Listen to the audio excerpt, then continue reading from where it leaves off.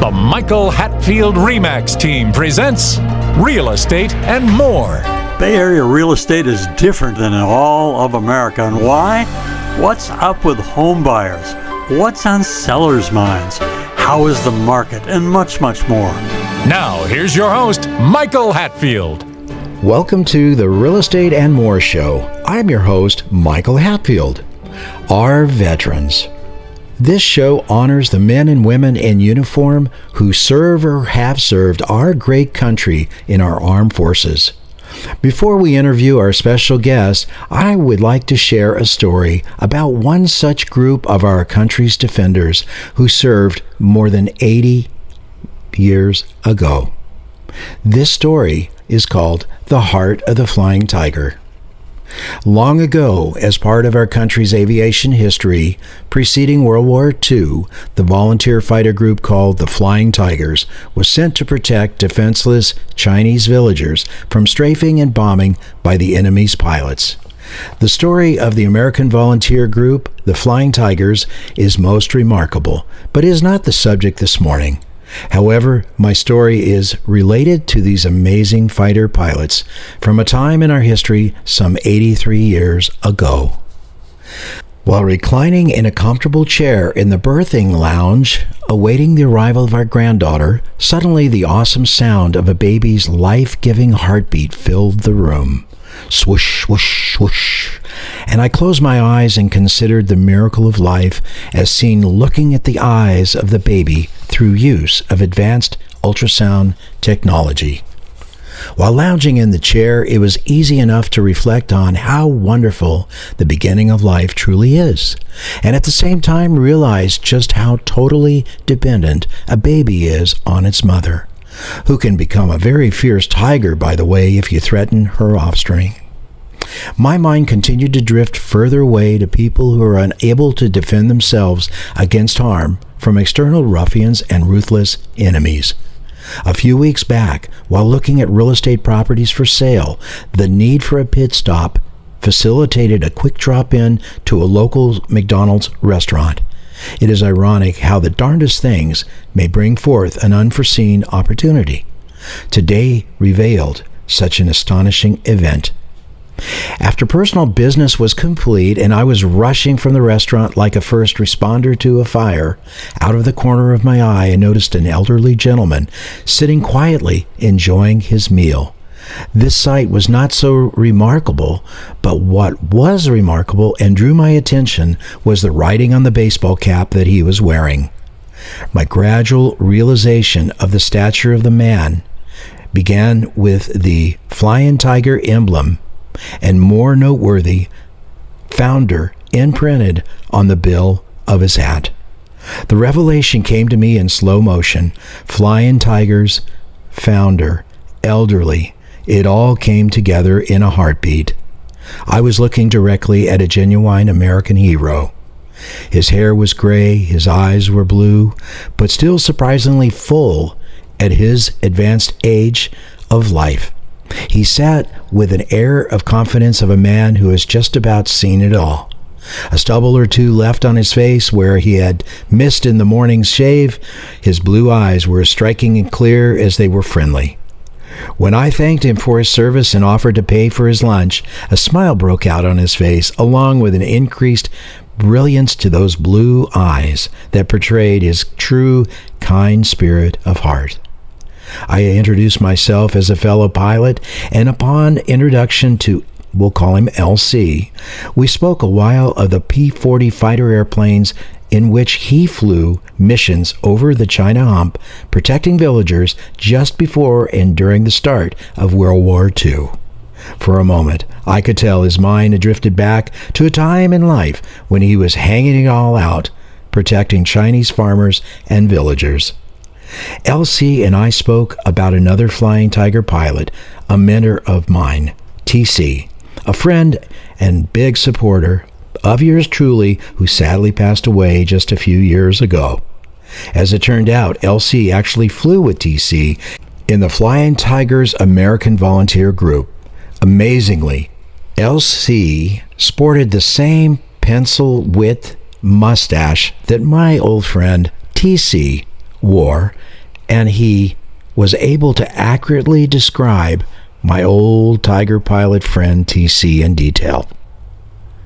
Awaiting the birth of my granddaughter, I considered Elsie's words describing the defenseless nature of the villagers on the ground back then and how exposed they were to relentless and ruthless enemy who strafed them, killing so many.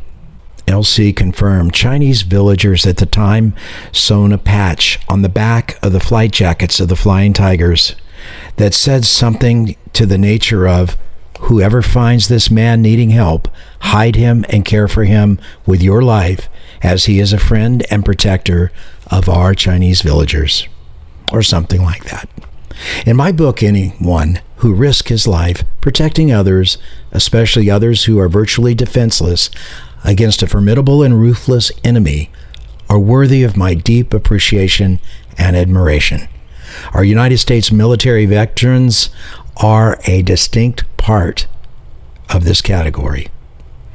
Even a grown-up at times can find himself caught up and defenseless against life's ruthless forces and may need help from others, like a baby in the womb, a person less fortunate, a farmer in a small village in China so very long ago.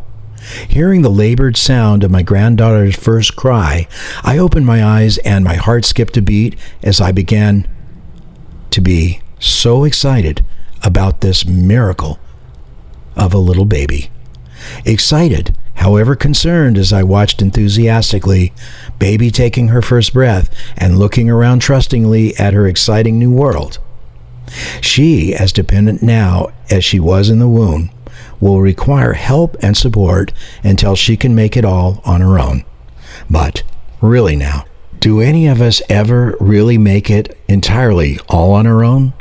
We need our village, each one of us.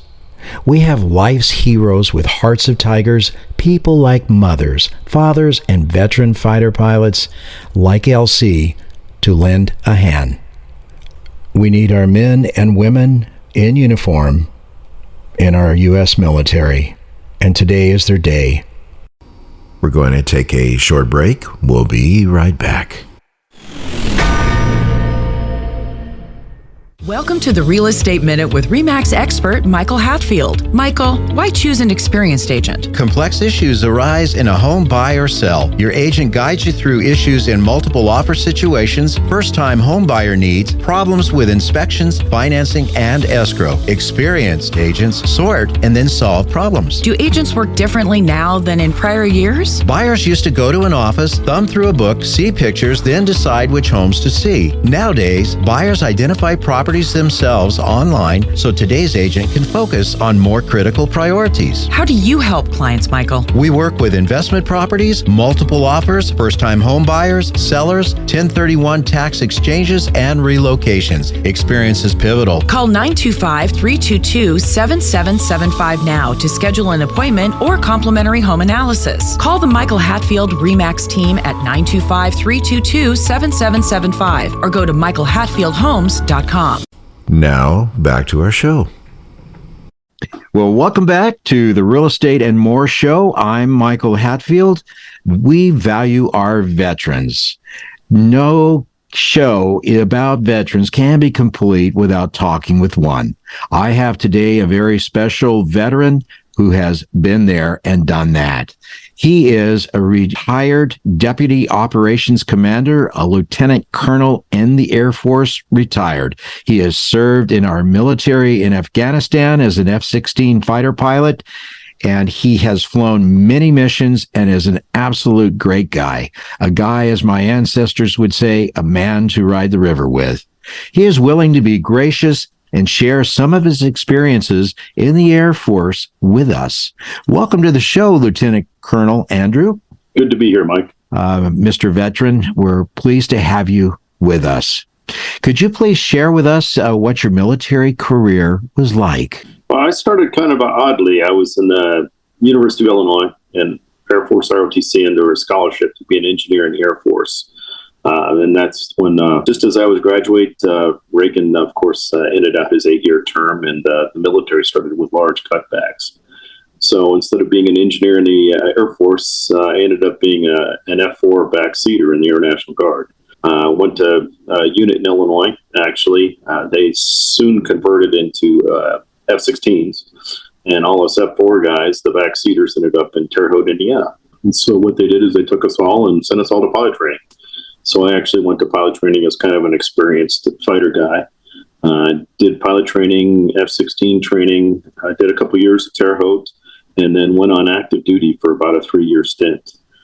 Started out Kunsan, Korea, then F-16s, and then Hill Air Force Base. I decided it was time to get out, and went to the Guard in Toledo, Ohio, which I really enjoyed. Soon after, Brand X Airlines got the airline job of my dreams. I got furloughed after 9/11, which you all know. Ended up coming back to Hill Air Force Base, where I was in the reserve, and served out my last 10 years as a F-16 pilot instructor, senior examiner on base. Had a really good career, 26 years of flying, never left the cockpit. So I was very blessed. You know, the F-16 has been one of our more advanced fighters. There's always newer and better, but only a few pilots are selected out of training to fly this equipment. And your discussion about how you got into the front seat of the F-16 was pretty interesting. For me, it was kind of plain dumb luck that it ended up that way, but other people in the Air Force now have to compete to fly fighter aircraft, and now you have F-35s and F-22s, pretty highly technological machines versus what we had in the F-4 and definitely the F-16, legacy F-16s that I flew to begin with. Wow. Must have been one heck of an experience to fly a high-performance airplane like that. I can't say that I've flown much of a more high-performance airplane than an empty 767. Yeah, that's right. They climb a lot higher. Yeah. The F-16, what does it feel like to be in that? And have you ever had a live engagement? Mostly, when we deployed to Afghanistan and Iraq, supporting troops in contact. Never an air-to-air one. When I was there in Iraq, we did, one guy did shoot down an Iranian drone. Yeah, amazing machine. I mean, the F-16 was designed as a lightweight kind of day VFR fighter, and it slowly progressed into all kinds of attachments. Flying it clean with no ordnance on it is just an amazing experience. It's like a Lamborghini. And then when you start putting tanks and bombs and missiles on it, it turns into a Mack truck. So still lots of power, but it's a lot more fun flying when it's clean. Yeah. And, the important thing is you want to go fast if someone on the ground, an enemy, is shooting at you. Yeah, and want to be high, especially. Unfortunately, I think, our latest threats were, how many years in Iraq and Afghanistan where there really was no substantial air threat and anyone shooting at you from the ground that's going to touch you. So it's kind of led us in a false sense of security. And now you see future airplanes like the F-35, F-22 are now stealth-based, something to give you advantages over those threats now that we may face in the future with China, Russia, or whoever that may be. Yeah.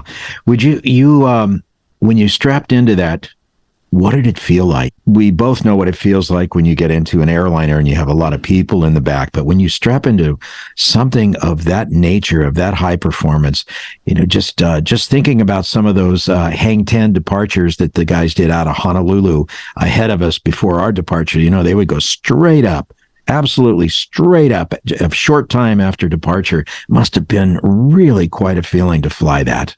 Yeah, the acceleration is pretty impressive. I mean, in an airliner, you're maybe 180, 200 knots at the end of the runway. F-16, you're probably 450 in a full afterburner takeoff in a clean airplane. The one thing about the F-16 is there's no graceful way to get into it. So you kind of like climb up the ladder and sit your butt down and kind of scoot it in. It's kind of embarrassing when you do it. People ask me. It's not like you just walk in and, in the F4, we just stood on the seat. But, an F-16 is like, oh, no, wait, it's too gentle for that. But yes, in fact, I just flew with a guy who converted from the F-18 to the F-16. And he was asking me, so what's the best way to get in? I'm like, well, you just got to do it. Get a shoehorn. Yeah, exactly. It's a very, very tight cockpit. The seat reclines about 25 degrees, but once you get in, it's very comfortable. You feel at home. There's not a lot of room to maneuver around, but you really don't need to, because everything's on either the stick or the throttle that you need to manipulate with a few buttons on screens and stuff. You mentioned the stick. It's to the left side of the pilot, and you just very delicately touch it to change your flight attitude, correct? Yeah, it's on the right side, actually. So you fly as an FO, I guess, in your world. Yeah, it moves about a 1/16 of an inch. It's all pressure in it, and it's pretty much you think, you want to turn that direction in it. What is the big difference between an F-16 and an F-18? F-18, of course, is a carrier-based airplane. A lot of, with landings on a carrier, the extreme structures needed, a heavier gear, the tail hook, is a big piece of metal. It's attached to a lot of the framage of the airplane. An F-16 does have a tail hook. The F-18 guys make fun of it. They call it was made by Mattel. An F-16 can take a approach-in cable or departure-in cable, but it doesn't take it well. It will cause some damage to the airplane. But it's kind of a survival mode, not a regular operation mode when it comes to flying the airplane. I see. What was your most memorable experience flying the F-16 abroad? I got to say, my first flight. When I sat in the F4, you never felt anything. The airplane started up and, flight controls. And the F-16, everything starts shaking. As the motor starts spinning, the hydraulics come alive and the flight controls start banging around. And you're taxiing along and you can see the wing bouncing up and down. You're like, wow. Is this thing really going to work? And then you take off and you're like, you ratchet with the stick once and you're like, this is awesome. This thing is made for flying. I can only imagine. Now, your support crew, my brother was in the Air Force, and he, years and years ago, and he was stationed in Japan. And he was always kind of a little bit of a hellraiser, pardon the word. Yeah. And he had worked on an airplane as mechanic. And the pilot came out and he said, Airman, is this airplane ready to fly? And my brother said yes. And he said, would you bet your life on it? And my brother responded and said, no, I'm going to bet yours. I think he lost. I think he lost a stripe over that one. But tell us about your ground support crew and the guys and the ladies that helped with that. It's amazing, seeing the people working on those airplanes. As a pilot, you see the end product. But some of the young airmen and senior airmen and senior people that I knew, especially in the reserve and guard, were just awesome. In fact, we had a pilot in Toledo, female, and she was an ex-crew chief and then became a pilot. And she was just outstanding to go cross country with and take the airplane places, because you'd be like looking at this leak and go, hey, is this supposed to leak? And she'd go, oh, yeah, no problem. She'd wipe it, clean it. She'd do the forms, fuel the airplane. It was really impressive. She loved what she was doing. She really did. Yeah, she really did. It was good to see as a young lieutenant that she was grow up into, a flight lead and an instructor and move on. But she definitely had a great background, and I can't say enough about the people that worked on those airplanes. I had one really serious problem in my entire 26-year career. So that says a lot. How the airplane was designed, how it was maintained, all the way from people working on the ground to fueling it, all the way to the depot level maintenance when they, do huge modifications to the airplane and make sure it's, keeping ready to fly for the next, 20 plus years. What was that serious problem? Can you share it with us? Yeah, I was, a great sunny fall day, get a call. Hey, we need someone to fly with this young guy. Look out for those great sunny days. Yeah, no, great deal. Yeah. And so go to the range, really sharp young wingman. He's going through his qualification program.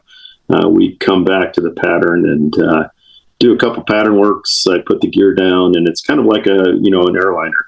You get a light in the handle comes on, and the light in the handle goes off when the gear's down, and along with indications. So I put the gear down, and I get a nose, a left main, no right main light, and there's a light in the handle, which indicates that the gear is not down and locked. I have two systems. And so I've got about 20 minutes of fuel to figure out what we're going to do with this. And so we have a 1-800 number to Lockheed. And there's a guy on the ground that I'm talking to, and he's talking to the engineers at Lockheed going, hey, here's this problem. What do we do with it? And I'm following the checklist. And basically the checklist says you're going to take a approach-in cable. And if conditions aren't good to land, or you have some doubts or a high crosswind, it's go out to the controlled bailout area and inject out of the airplane. So it's like, okay, that's great.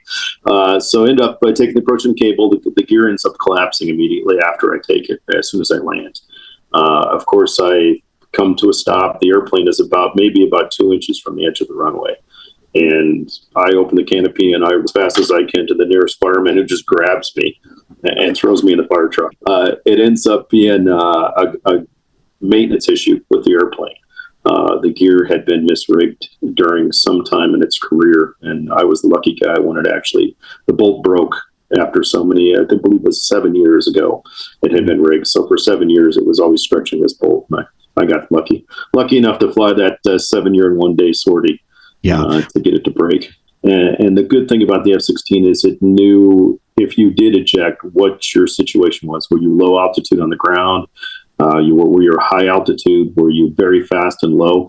And it would change the modes to better suit you as far as opening shocks and what you needed to shoot right away, or if you had to wait till you got to a lower altitude. Tell me about the actual camaraderie that you had with people that were deployed and working together in the same operation. I mean, isn't that really something that we remember? I know, retired from the airline business, I miss the people, something fierce. I do too, especially after 26 years. I really, really enjoyed my last assignment as a reservist, where we were in active duty squadrons flying with young people again. As a traditional reservist, you're flying around with a bunch of lieutenant colonels that don't listen. They're grumpy old men. But flying with the young folks is just awesome. Guys and gals. I'm really, really impressed. I mean, from where I was as a young person to where they are now is just leaps and bounds when it comes to the technology advance, what they know, how they act. I find it actually really frustrating. I run some parts of our family business now, and I have to deal with my brothers. And, I can look at a lieutenant in the Air Force and go, I need this done, and it's done. I yell at my brothers back and forth for months to get things done. Yeah. What was your favorite assignment and base in the military? I really enjoyed Kunsan, Korea. So Kunsan is on the west side of Korea, right along the shore. I took it. It's a 1 year remote assignment where your family doesn't come. My wife's father at the time did live in Korea, so we spent about 6 months together. But it was like college where alcohol was really cheap and you got to fly F-16 for fun and you made a lot of money. And, everyone's in the same situation. You're reduced to 600 pounds of your favorite stuff that gets shipped over, whether that's a bike or computer. And we just had a really good time. Really good squadron. Some of my closest friends to this day I served with in Korea that I can talk to. And it was flying on the rock, we called it. All you had was VFR on top. You would talk to approach control, and after that, you could go pretty much whatever you wanted to, as long as you didn't fly over Seoul or fly into North Korea. So it was really an enjoyable experience, and mostly young people there. A lot of young guys right out of training, so it was really fun to fly with them. Wow. And we got to deploy to Alaska for a month. This is the first time I saw green vegetables in about 8 months. So it was really enjoyable. I look back at that as probably one of the funnest years of my life. If you were to, would you do it all over again? Would you be a military fighter pilot? I was telling my wife that yesterday. I would put a quarter in and do it again, just as I did it. A few things I may change, but meeting my wife and having to deal with her, or not deal with her, but we've been married now for over years, right?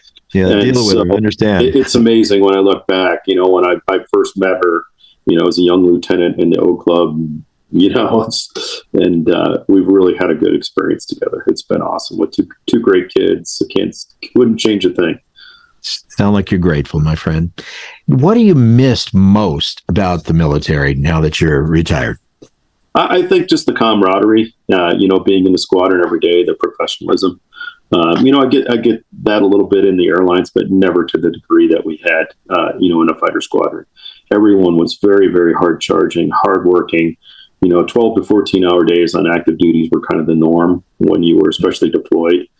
And just working with people that were the same level of seriousness when it came to doing a job, which was really neat. Very, very neat. A very, very great experience in my life.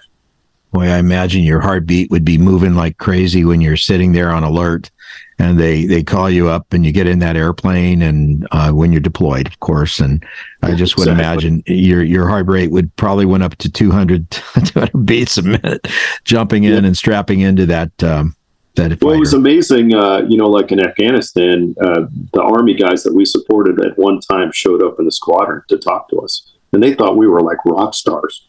Now, on a serious note, and knowing that some do not actually return from deployments and they don't come home, maybe we have some thoughts on how we can help some of the brothers and sisters who served, who've returned home and need that help. Yeah, I can say that, when I retired from the military, I was really not knowing much about the VA and disability benefits. Since then, I have got an education on it and used that to help other people, Vietnam vets especially. I can't say enough for veterans to go to the VA. I mean, we've all got hearing issues. Us fighter pilots got back, neck issues. To file with the VA, and there's lots of help out there. I mean, my state right now, Utah, has state employees that will literally help you fill out the forms, help you get your medical records to send that stuff in. And the disability benefits are pretty significant. A friend of mine that was a VA vet, a Vietnam vet, I work with him. When he started out, he had no disability whatsoever. And after we got done filing and all the admin stuff the Air Force taught me to do, now applying to the VA, about 3 months ago, we got him to 100% disability, which was well-deserved for his Agent Orange exposure. Oh. And it changed his life, absolutely changed his life. And just seeing that, and people are like, you should do this as a business, you should charge people. Absolutely not. Just to see people change and that rewarding thing is well worth it to me, much more than money could ever buy. I just so happy that you have taken the time to share with us and our listeners today. Thank you so much, Lieutenant Colonel Andrew, USAF retired.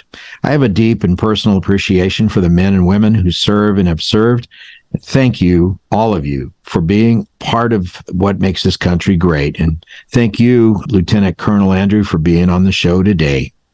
Our time honoring our men and women in uniform has been very special. From the story of the Flying Tiger and most especially our time with Lieutenant Colonel Andrew, it's time for a short break. Please remember to go to our new YouTube handle, My Real Talk Show. That's My Real Talk Show at youtube.com and touch that subscribe button. You can also find past aired shows at our handle, My Real Talk Show on youtube.com. The views and opinions expressed are based on current economic and market conditions and are subject to change. Information on the show provided for illustrator purposes only and does not constitute professional or legal advice. Information from sources deemed reliable, but accuracy and completeness not guaranteed. Michael Hatfield and the Michael Hatfield RE/MAX team have no liability for information discussed on the show. Consult with qualified professionals prior to taking action.